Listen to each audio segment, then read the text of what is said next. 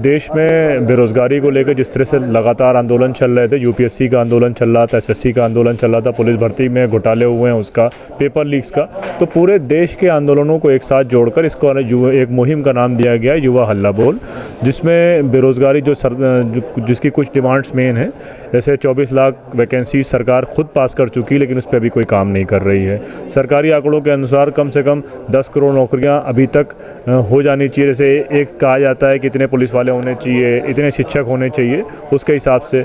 दूसरा ये है कि जिस तरह से हमको नौकरी की ज़रूरत है, उसी तरह सरकार को आदमी की ज़रूरत है। तो फॉर्म की फ़ीस किस लिए ली जा रही है?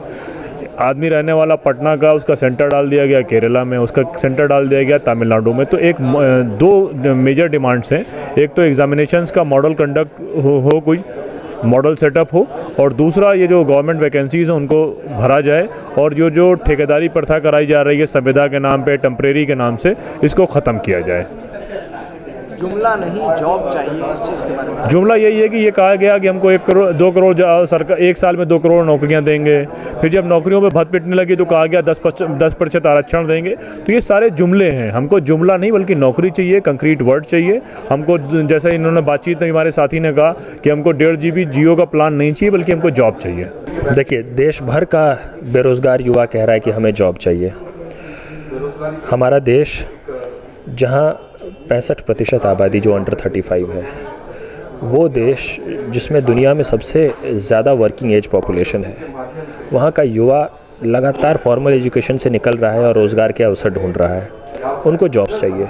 वो इस सरकार से सवाल कर रहा है जो सरकार पावर में आई ही ये कहते हुए कि हम सालाना 1 करोड़ जॉब जनरेट करेंगे। अब 1 करोड़ जॉब जनरेट करना तो बहुत दूर की बात है। अभी CMI का एक डेटा आया जिससे पता चला कि 2018 में 1 करोड़ जॉब ख़त्म हो गए। तो जॉब जनरेट करना बहुत दूर की बात। जॉब ख़त्म हो रहे हैं, कितने ख़त्म हो रहे हैं? उतने ख़त्म हो रहे जितने जनरेट करने चाहिए थे। तो ऐसे में युवा तो कह रहा है कि जॉब चाहिए, जॉब चाहिए, जॉब चाहिए। और सरकार क्या कह रही है?